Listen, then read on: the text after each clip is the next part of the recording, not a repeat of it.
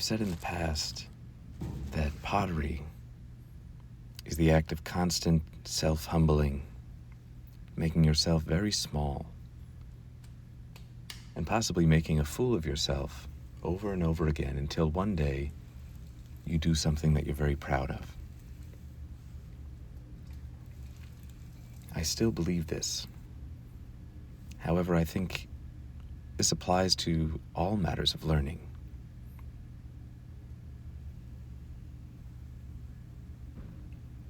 Hello, my friends. My name is Spencer. I'm a maker, and I love stories. Today I'm going to be making two vessels, a bowl and a pot. Both, to me, very tied to Book 1 of the 论语, the Confucian Analects, of which, as someone who studies Chinese and Chinese culture, I always, I think, took too lightly for too long until I truly started to understand, or at least I think understand, the words that were being said in this lovely, lovely book. So today I'm going to be focusing on the first line, which is incredibly ubiquitous all over China. I would submit that any Chinese person born and raised in China definitely knows these three lines rote and likely had to memorize them. And whether we can understand it properly, we'll see. But the passage goes, 学而时习之，不亦说乎? This first part, to learn and to practice what you've learned, to apply what we've learned over and over again.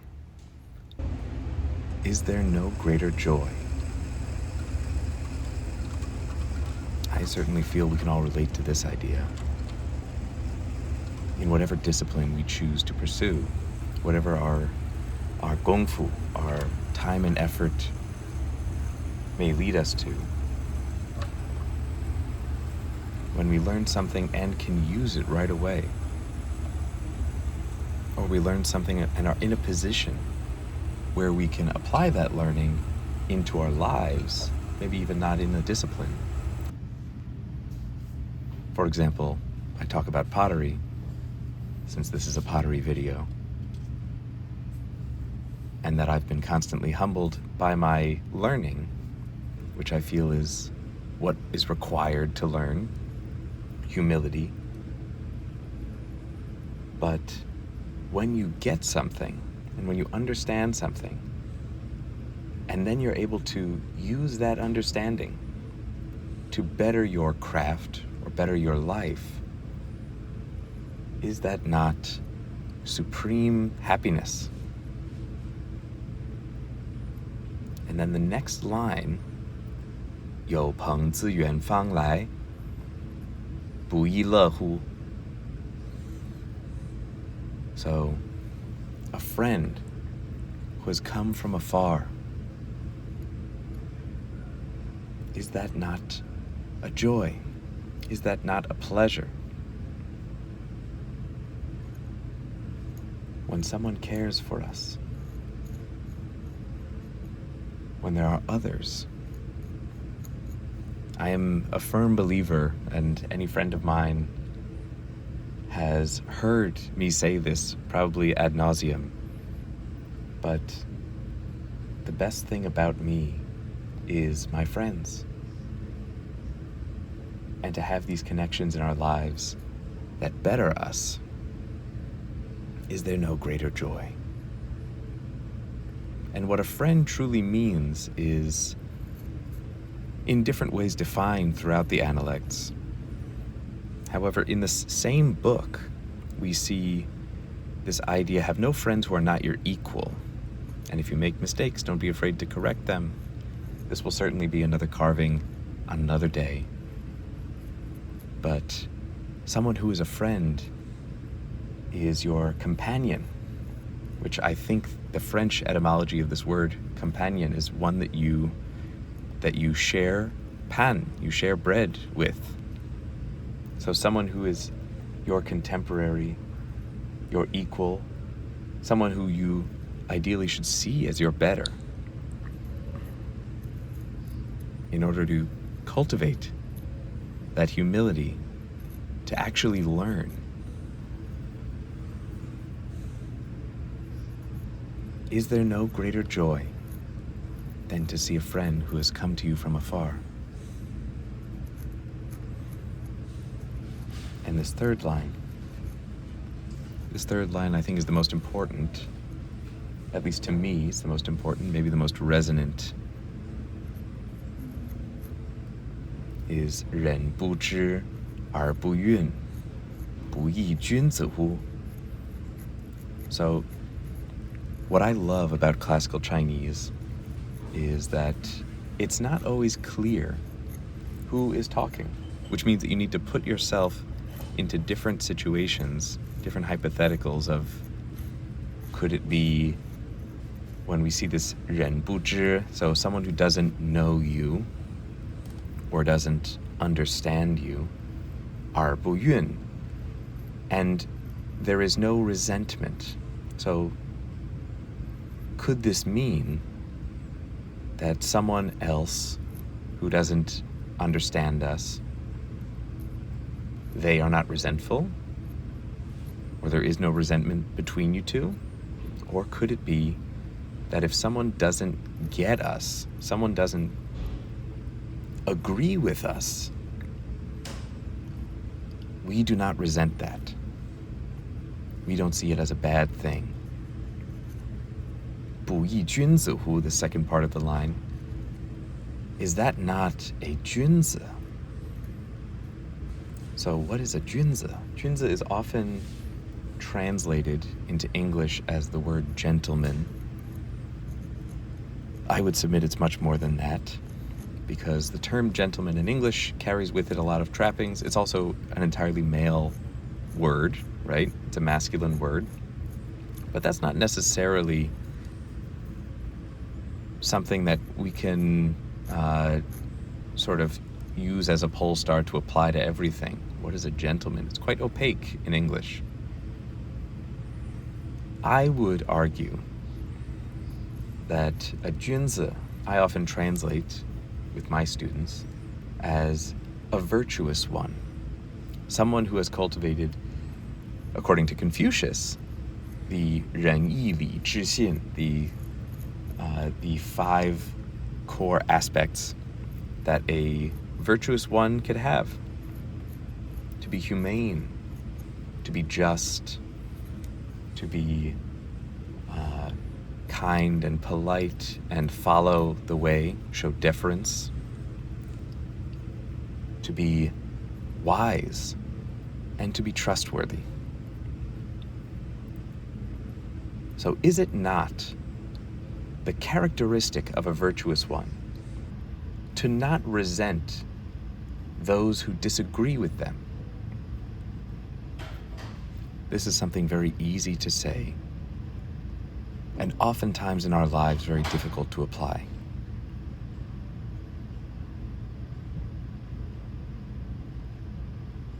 If someone disagrees with us, if someone is against us,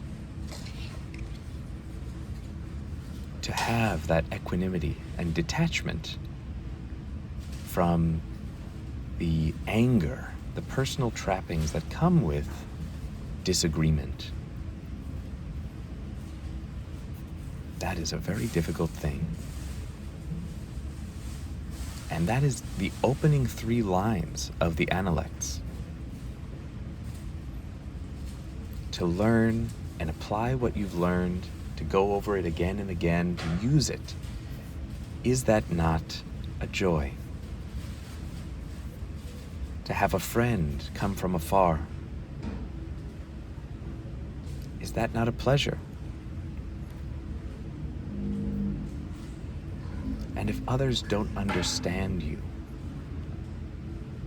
that you don't resent them, Is that not a true gentleman? Is that not a true virtuous one?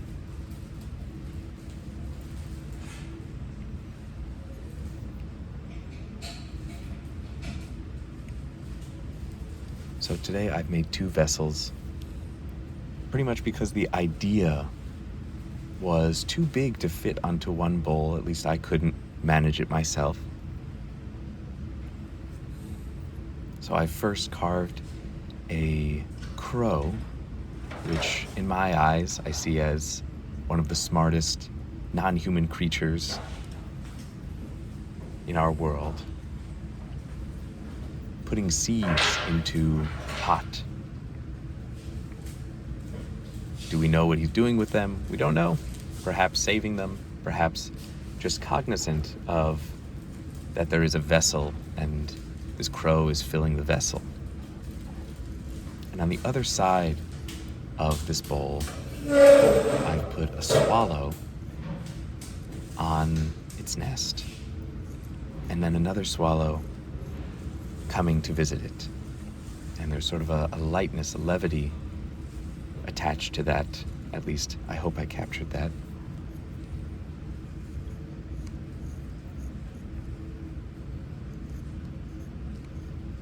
And so the crow is representative of learning, and the swallows are representative of this second line, 有朋自远方来, a friend coming from afar. 不亦乐乎? Is that not a joy? But the following idea, to me, I couldn't manage to fit that as well onto this bowl. And I think it provides a life lesson that for me, at least my personal journey, is the greatest challenge among these 3 lines. But I've saved it for this very large pot of dark umbria clay. And I've decided to try a different method of mishima carving, which is where you put a wax resist over the whole vessel, carve that out, and then underglaze where you've carved out to then leave the underglaze only on that space, thus giving it hopefully a sharper edge in its lines. But my personal challenge with mishima carving is that because you need to carve so deep, it's very hard to get as detailed as I would like that I can do with white clay with black underglaze, carving directly onto that, like on this bowl.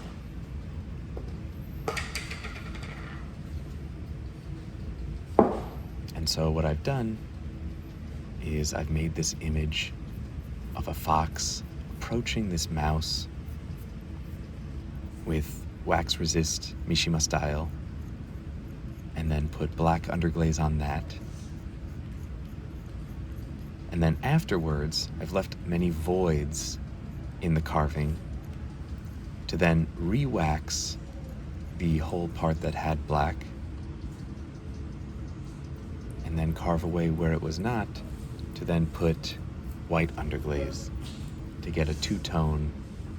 So I have these cute little fox legs that are black that lead into a sort of black and white striated pattern in the fox. And after that, I've put yellow eyes into the fox to give it some life. And I've carved on the bowl with the crow and the swallows, 不亦乐乎? Is there no greater joy? Since it applies to the first 2 lines. And on the last one, I've carved 不亦君子乎? Is this not a virtuous one?